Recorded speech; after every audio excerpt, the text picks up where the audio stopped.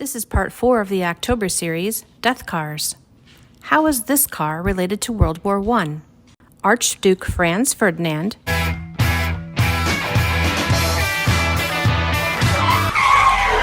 Now hold on a minute.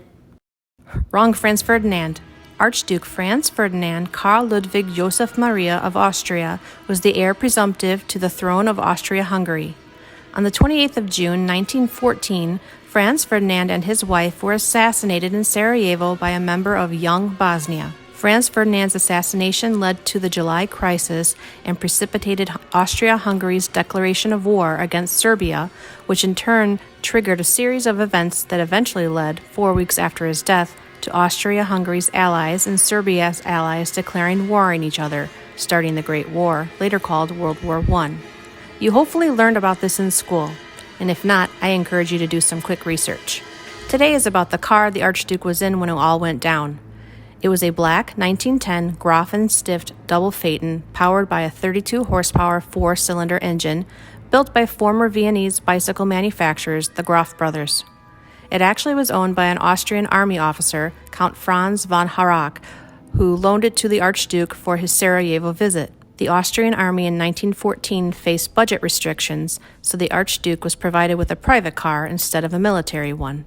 The Count was with the car in Sarajevo and witnessed the assassination.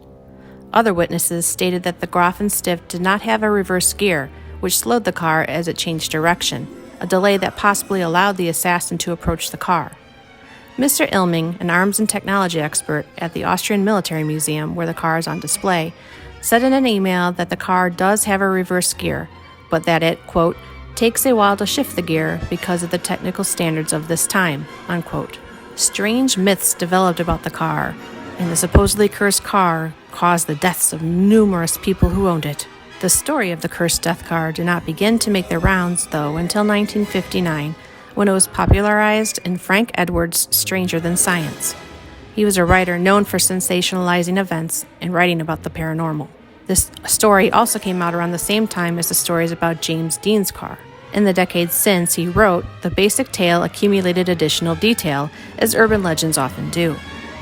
In 1981, the Weekly World News was claimed that the blood-red Gräf and Stift was responsible for more than a dozen deaths. The story, which still makes the rounds online today, is in the words of a 1940s Vienna Museum curator named Karl Brunner, and opens with him refusing to allow visitors to climb into the infamous haunted car. The story then continues.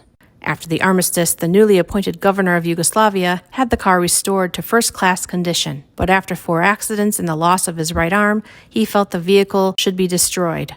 His friend, Dr. Srikis, disagreed. Scoffing at the notion that a car could be cursed, he drove it happily for 6 months, till the overturned vehicle was found on the highway with the doctor's crushed body beneath it. Another doctor became the next owner, but when his superstitious patients began to desert him, he hastily sold it to a Swiss race car driver. In a road race in the Dolomites, the car threw him over a stone wall and he died of a broken neck. A well-to-do farmer acquired the car, which stalled one day on the road to market. While another farmer was towing it for repairs, the vehicle suddenly growled into full power and knocked the tow car aside in a careening rush down the highway, and both farmers were killed. Tibor Hirschfeld, the last private owner, decided that all the old car needed was a less sinister paint job. He had it repainted in a cheerful blue shade and invited friends to accompany him to a wedding. Hirschfeld and 4 of his guests died in a gruesome head-on collision.